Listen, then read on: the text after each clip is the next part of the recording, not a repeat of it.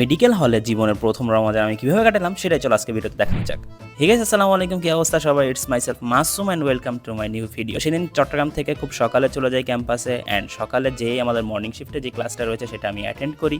And ক্লাসে দেখতে তো অনেক বেশি বোরিং লাগতেছিল। তারপরে হচ্ছে ক্লাস শেষ হয়ে যায়, অ্যান্ড আমি হচ্ছে মেডিকেল কলেজের সামনে, এটাই হচ্ছে আমাদের ভিউ।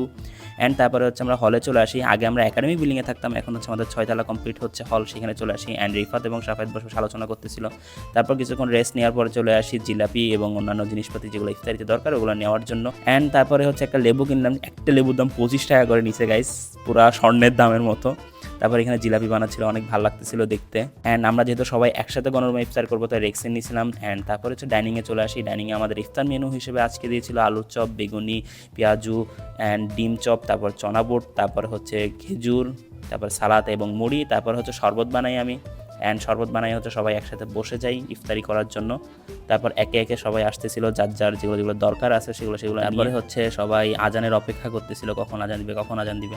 অ্যান্ড তারপর হচ্ছে আজান দিয়ে দেয়, অ্যান্ড সবাই হচ্ছে ইফতার শুরু করে দেয়। দেখতেই পাচ্ছ সবাই ইফতার করতেছে, একসাথে আমরা ইফতার করি। অ্যান্ড তারপর হচ্ছে কিছুক্ষণ রেস্ট নিয়েই হচ্ছে আমি আমার পড়া শুরু করে দিই কার্ডের জন্য। কিন্তু তোমরা জেনে অবাক হবা, আমি সেই কার্ড এক্সামটাই দিই, কারণ আমার প্রিপারেশন এত বেশি ভালো ছিল না। আর গাইস, আমি জীবনে প্রথমবার ভেবে ফ্যামিলিকে ছাড়া ইফতার করছি। আসলে গণরুমে সবাই থাকি তো এই জন্য সবাই আমার ফ্যামিলি হয়ে গেছে। অ্যান্ড আজকের ভিডিওটা এই পর্যন্তই। ধন্যবাদ সবাইকে পুরো ভিডিওটা দেখার জন্য।